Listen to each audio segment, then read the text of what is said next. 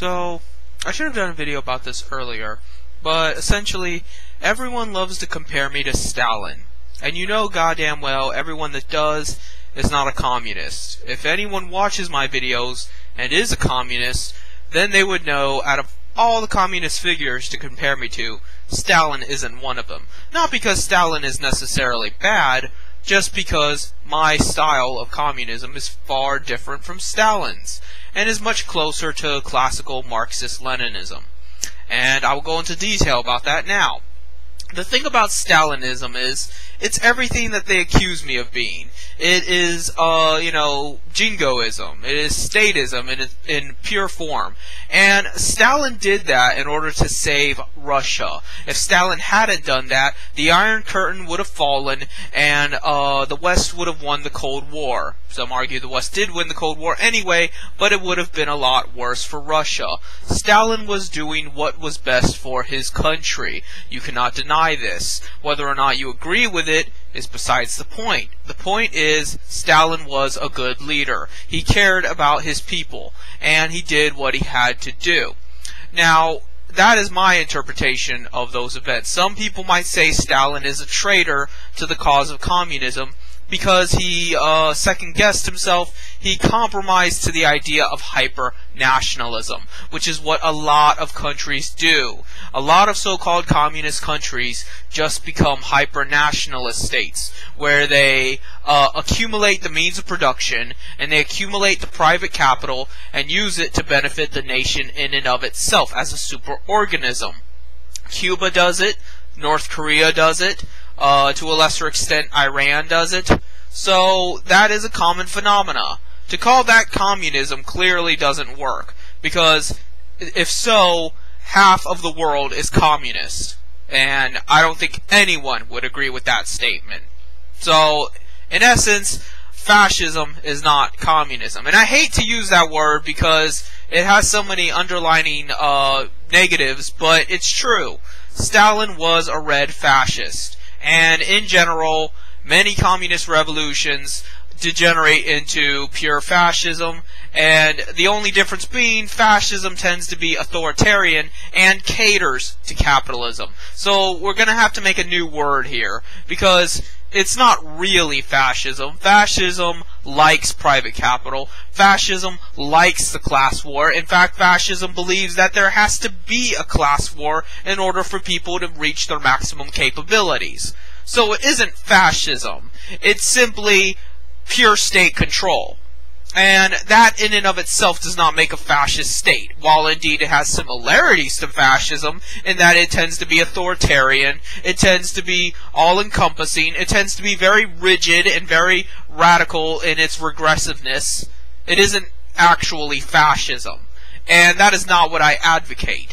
While indeed I do advocate the state taking control of the private capital, that is only to transition into a stateless society.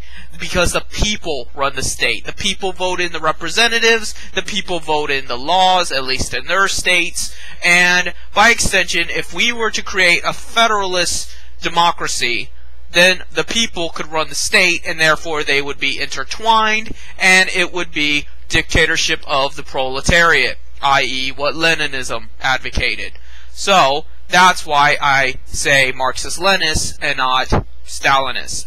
Another reason is I also believe in the vanguard party. I believe that we need to have an all-encompassing political party that monopolizes the institutions. We see vanguardism right now in Europe, in America, and things like that, where these parties hegemony the entire political system, especially in America, where the two parties are practically indistinguishable. And whatever differences they have is menial in comparison to their desire to stay on top. They will never allow a third party to enter the mix, or let alone a fourth or fifth party to actually give competitive edge to their insubordinates. The fact is, they want that monopoly.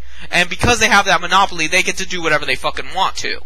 So, they're working together to create a vanguard for capitalism. So why can't communists make a vanguard for communism? And that's one of the biggest platforms of Vladimir Lenin.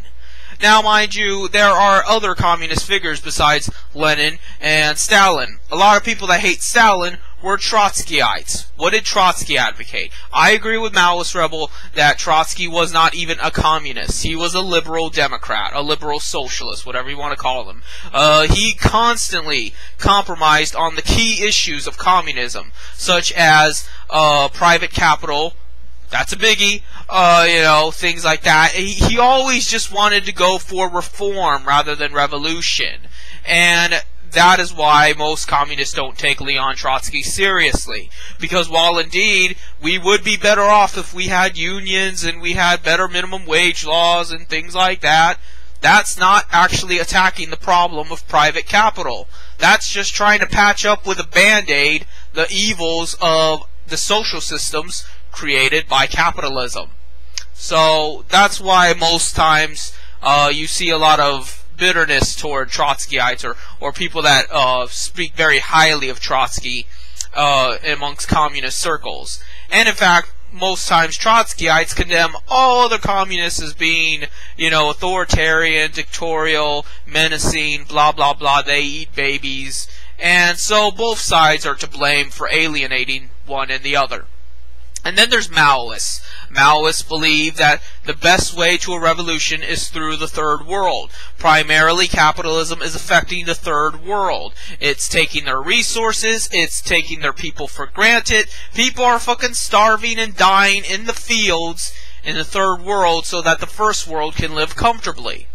Knowing this, therefore, the key to taking down capitalism is to get a revolution started in the third world, because without the third world, they would not be able to produce all the capital goods that we in the first world take for granted, and at the same time, it would diminish their power exponentially, which I agree with. Do I agree with the tactics? Do I agree with the semantics that somehow the first world is incapable of understanding the plight of the working class?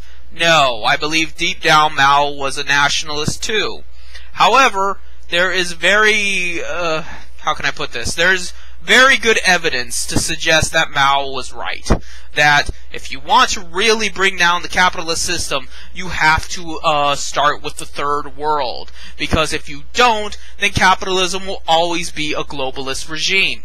But if the third world rejects capitalism and defends their nations, defends their people, then capitalism would have no choice but to revert back to primitive days of feudalism and attack the townspeople and attack the city folk. And how long do you think before those serfs will get sick of that shit? Yeah, we're okay with living the working class life now, because while indeed it sucks ass to flip burgers for a living, to be not appreciated for all our hard work, to not have enough money to have our basic living essentials met, to get no kind of accountability from the powerful elite at all, the fact that we don't even have basic rights met, like health care and the right to an attorney. They say we have a right to an attorney, but then they expect us to pay for the privatization of these lawyers rather than the state automatically providing us an attorney, regardless of what our situation is, regardless if we're the ones doing the lawsuit, whatever. So, in that regard, it's what... I lost my train of thought, but essentially, the third world is integral to the revolution. And because the third world is integral to the revolution, at the very least, it would minimize the global capitalism. And it wouldn't get rid of capitalism, it would just revert it back to a more inferior stage. It'd be like turning it from the Charizard to the Charmander. And at that point, capitalism would be a lot easier to attack. So maybe what I'm saying is, while I don't agree with the ideology of Maoism, I agree with the tactics behind Maoism. And maybe that's why I have such a high reverence for a Maoist rebel. So that covers basically the general outlines of communism: Marxist-Leninism, Stalinism, Maoism, Trotskyism. You can agree or disagree with me. Leave a comment in the comment section. Make a video reply. Yada yada yada. See you later.